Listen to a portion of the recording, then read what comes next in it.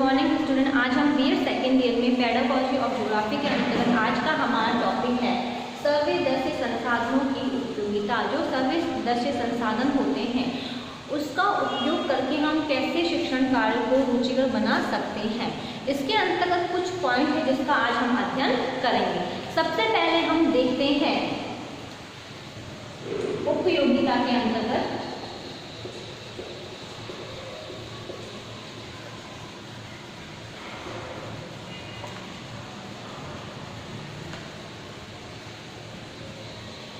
इसमें जो हमारा पहला पॉइंट है वह है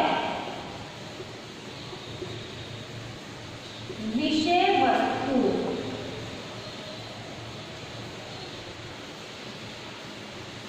की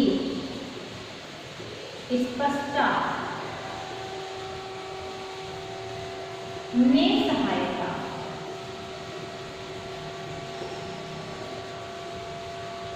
कि विषय वस्तु की स्पष्टता में सहायता, की विषय वस्तु को स्पष्ट करने के लिए शब्द संसाधन किस प्रकार उपयोगी या सहायता मिलती है। सबसे पहले हम इसके अंतर्गत देखते हैं कि जो संप्रेषण उपकरण है उसके द्वारा विभिन्न प्रकार की जो प्राकृतिक व मानवीय क्रियाएं हैं, प्राकृतिक व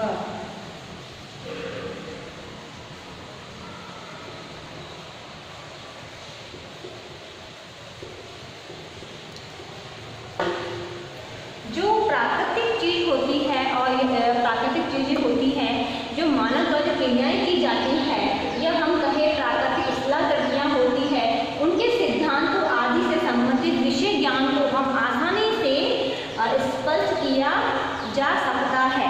तो हम इसके माध्यम से क्या कर सकते हैं कि प्राकृतिक दृश्य को मानव द्वारा की क्रियाओं को अच्छे से स्पष्ट कर सकते हैं, जिससे छात्रों को पढ़ने में विशेष प्रकार की रुचि का अनुभव होता है। इसलिए हम हमारी विषय वस्तु को स्पष्ट करने के लिए जो शब्द संसाधन होते हैं बहुत ही उपयोगी होते हैं, क्योंकि हम उनको चार्टों के माध्यम से या प्रोजेक्टों के माध्यम से भी अध्ययन करवा सकते हैं। अब हमारा इसमें सेकंड पॉइंट है, इसमें जो हमारा सेकंड पॉइंट है वह है विषय सामग्री। विषय सामग्री में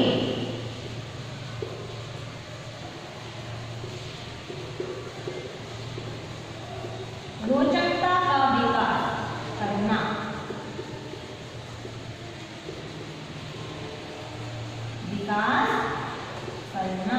कि जो हमारी विषय सामग्री है उसमें हम रोचकता कैसे ला सकते हैं। सबसे पहले हम देखते हैं जो हमारे संप्रेषण उपकरण के द्वारा जो हम छात्रों को अध्यापन की जो प्रक्रिया होती है उसमें रोचकता उत्पन्न की जा सकती है। जैसे फॉर एग्जाम्पल हमें छात्रों को बांधों की जानकारी देनी है, बांधों की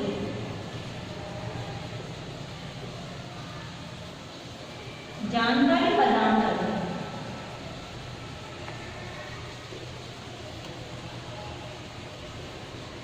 तो हम छात्रों को जब बांधों की जानकारी देंगे तो हम छात्रों को रेडियो के माध्यम से या प्रोजेक्टर के माध्यम से हम वो जानकारी दे सकते हैं।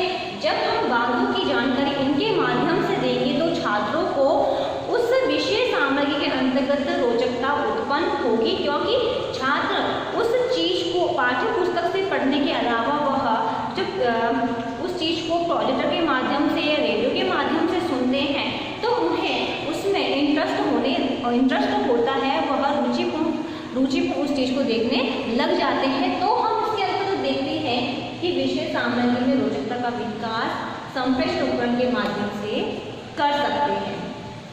अब इसके अंतर्गत तीसरा पॉइंट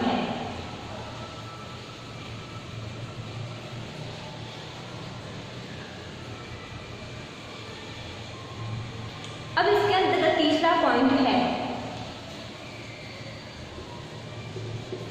कक्षा कक्ष के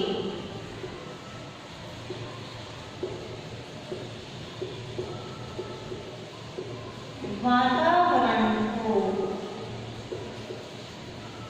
कक्षा कक्ष के वातावरण को सजीव बनाना।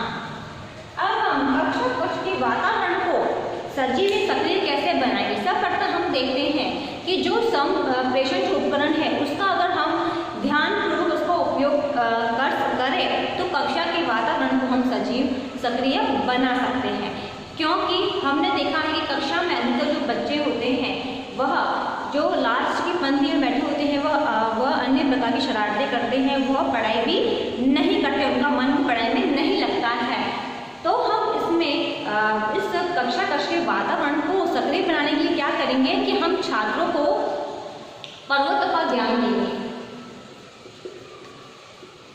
पर्वतों का ज्ञान, जब हम छात्रों को पर्वतों का ज्ञान देंगे तो हम उसे मौखिक रूप से ज्ञान ना देकर हम उस चीज को चलचित्र के माध्यम से पढ़ाने की कोशिश करेंगे। इसके द्वारा चलचित्र के माध्यम से, जब हम चलचित्र के माध्यम से छात्रों को पर्वतों का ज्ञान देंगे तो कक्षा का वातावरण है वह सक्रिय बनने लग जाता है, क्योंकि छात्रों का पूरा ध्यान उसी चीज में चला जाता है। जब हम छात्रों को जिस टॉपिक के बारे में पढ़ा रहे हैं तो एक अध्यापक कक्षा कक्ष के जो वातावरण है उसको सजीव बनाने का अधिक प्रयास करता है। उसका यही तात्पर्य होता है कि जो छात्र है वह अधिक से अधिक जो अध्यापक है वह अधिक से छात्रों को अपने द्वारा जो शिक्षण कार्य किया जाता है उसको वह आगे बढ़ाए और सभी छात्र उसके शिक्षण कार्य को ध्यान से सुने। अब हमारा नेक्स्ट पॉइंट है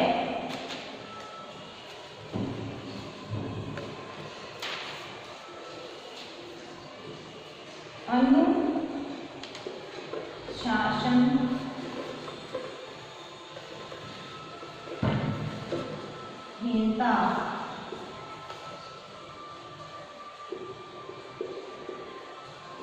रोकने में सहायक, ठीक है, अनुशासनहीनता रोकने में सहायक। इसके अंतर्गत हम देखते हैं कि छात्रों को हम परंपरागत ढंग से अगर हम छात्रों को अध्ययन करवाते हैं तो वह छात्रों के लिए वह अध्ययन का उबाऊ हो जाता है, क्योंकि उसमें उनको इंटरेस्ट नहीं होता है। जब भी हम छात्रों को पाठ्य पुस्तक से पढ़ाते हैं तो छात्र उस चीज़ को इंटरेस्ट से पढ़ नहीं पाते हैं, उनका माइंड दूसरी चीज़ों में लगा रहता है।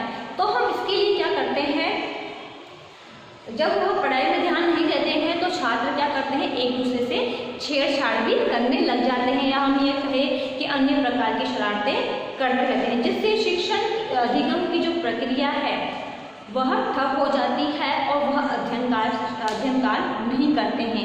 इसलिए हम संप्रेषण उपकरण का जब हम उपयोग करेंगे तो छात्रों के लिए वह अट्रैक्टिव रहता है और छात्र अनुशासन में रहने लग जाते हैं और सक्रिय होकर अपने कार्य को करते हैं। इसलिए जो संप्रेषण उपकरण है वह अनुशासनहीनता रोकने में बहुत ही सहायक होती है और जो छात्र है वह अनुशासन में रह के अपने अध्ययन कार्य को जारी रखते हैं। अब हम नेक्स्ट पॉइंट देखते हैं।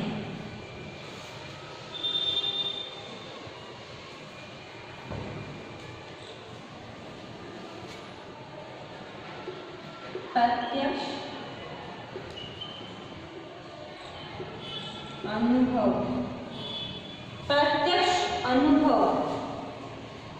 का अच्छा विकल्प, कि प्रत्यक्ष अनुभव का अच्छा विकल्प। इसके अंतर्गत हम देखते हैं कि हम जब छात्र को किसी भी प्रकार का टॉपिक का ज्ञान देते हैं तो हम उस छात्र को जबरदस्ती उस चीज़ को बोल नहीं सकते कि आप इस चीज़ को पढ़ो या इस चीज़ को ना पढ़ो, क्योंकि वह जिम्मेदारी खुद छात्र की होती है। इसलिए हम इसके अंतर्गत क्या करते हैं कि छात्रों को प्रत्यक्ष अनुभव का ज्ञान देते हैं। जैसे फॉर एग्जाम्पल हमने छात्रों को धारा की उत्पत्ति पढ़ाई,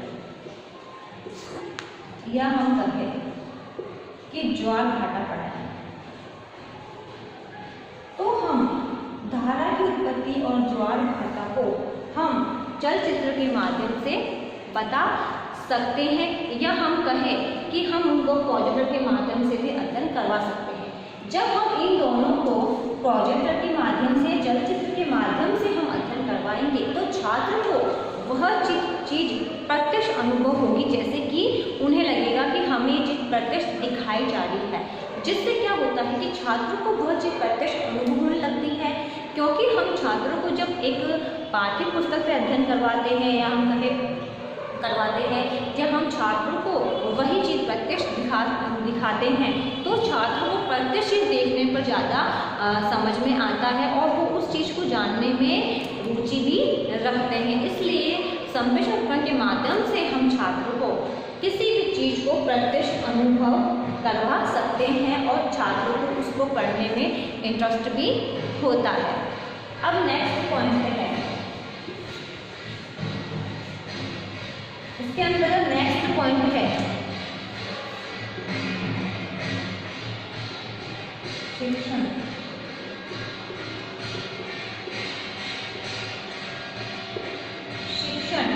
शिक्षण बिंदुओं का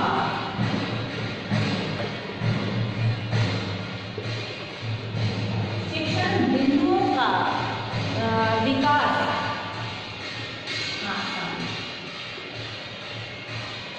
इसके अंतर्गत हम देखते हैं कि संप्रेषण सामग्री की सहायता से हम नीरस से नीरस विषय सामग्री को भी शिक्षक द्वारा आसानी से क्रमबद्ध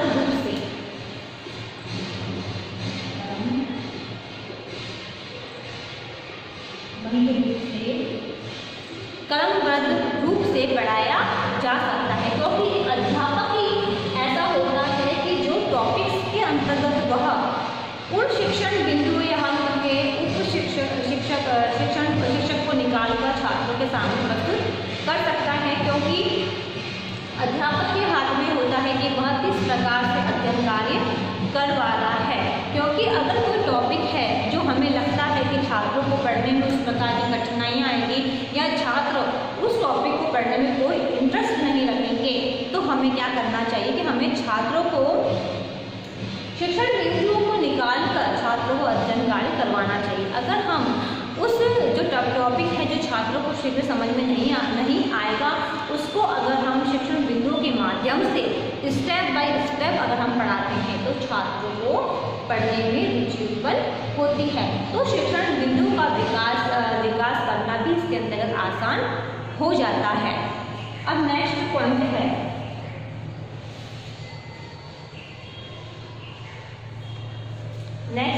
है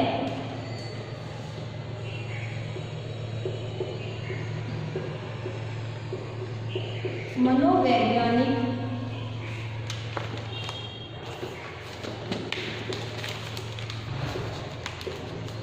आवश्यकताओं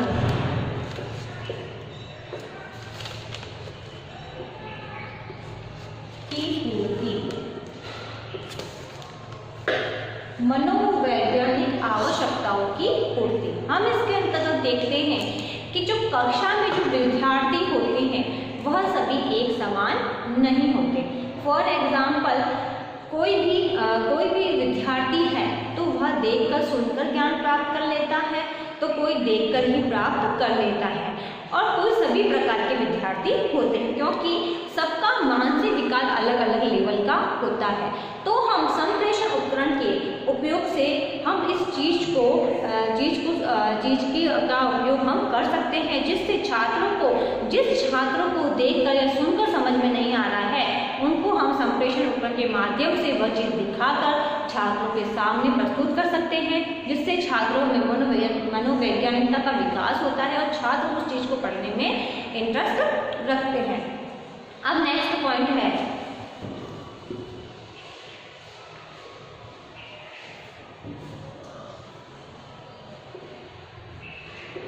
मानसिक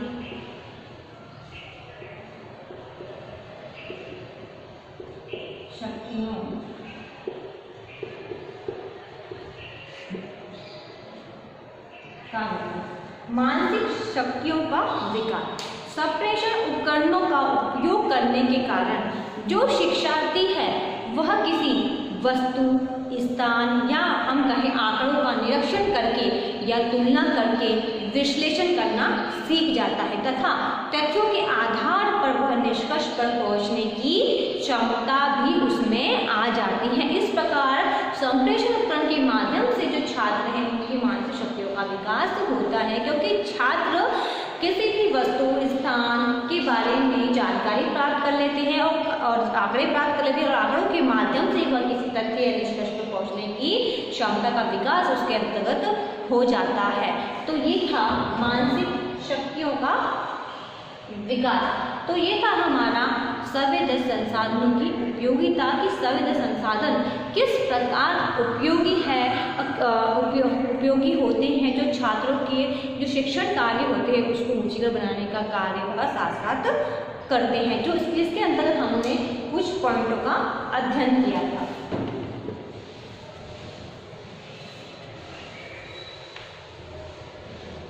अब इससे संबंधित आज का आपका गृह कार्य है।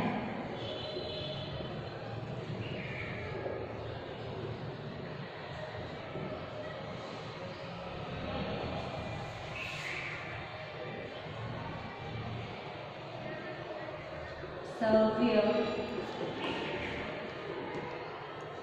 दृश्य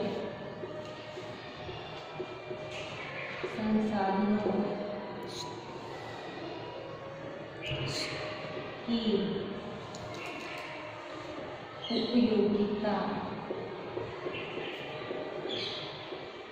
उपयोगिताओं को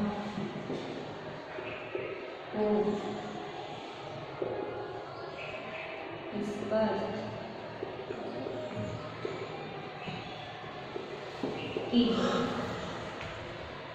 ये आज का आपका गृह कार्य है कि संवेदन संसाधनों की उपयोगिता को स्पष्ट कीजिए। इससे जैसा कि आप सभी को पता है कि देश में कोरोना जैसी महामारी बहुत फैल रही है। इससे सुरक्षित रहने के लिए आप अपना मास्क लगाइए, हाथों को सैनिटाइजर करिए। यदि आप बाहर जाते हैं या किसी व्यक्ति के संपर्क में आते हैं तो कम से कम 6 फीट की दूरी बनाए रखिए, जिससे आप सुरक्षित होंगे तो आपका घर भी सुरक्षित रहेगा। धन्यवाद।